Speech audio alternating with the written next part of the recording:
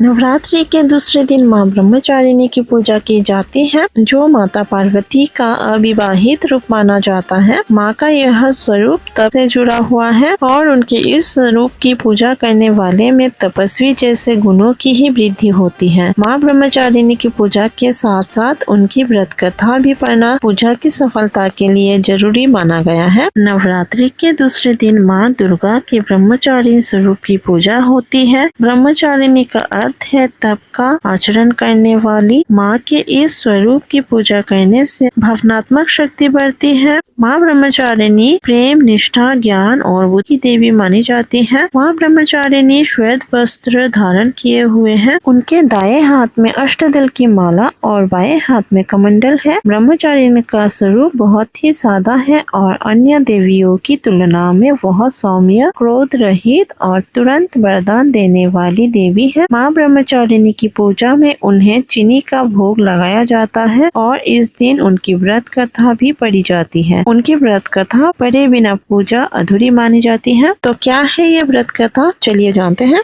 शिव पुराण के अनुसार माँ दुर्गा के पूर्व जन्म में माँ पार्वती के रूप में पर्वतराज हिमालय के घर में जन्मी थी।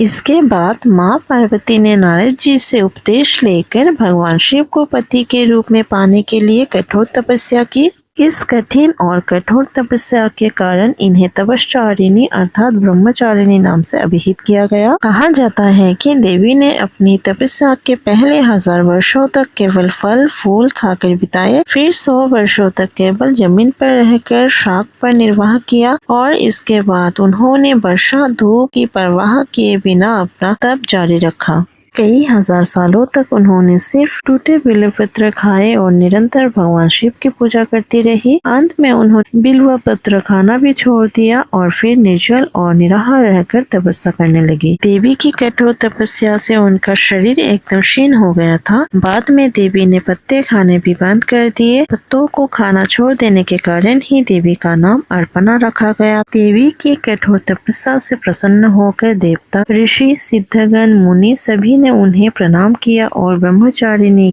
तपस्या को अभूतपूर्व पुण्य कृत्य बताया, सराहना की और कहा, हे देवी, आज तक किसी ने इस तरह से कठोर तपस्या नहीं की। यह तुम्ही से ही संभव थी। तुम्हारी मनोकामना परिपूर्ण होगी और भगवान चंद्रमौली शिव जी तुम्हें पति के रूप में प्राप्त होंगे। अब तपस्या छोड़कर घर लौट जाओ, जल्द ही तुम्हारे पिता तुम्हें बुलाने आ रहे हैं। माँ ब्रह्मचारिणी की यह कथा और उनका तप इतना अद्भुत है कि भक्तों को इस कथा को सुनने मात्र से उनके समान ही तप करने की प्रेरणा और मनोबल प्राप्त होता है। माता की आराधना करने से जीवन में संयम, बल, सात्विक आत्मविश्वास की वृद्धि होती है। ये थी माता ब्रह्मचारिणी की व्रत कथा। आशा करती हूँ ये व्रत कथा आप सभी को अच्छी लगी होगी। ऐसे ही व्रत कथा सुनने के लिए चैनल को शेयर और सब्सक्राइब जरूर कीजिए। फिर मिलते हैं किसी और एक वीडियो पे, तब तक के लिए जय माता दी।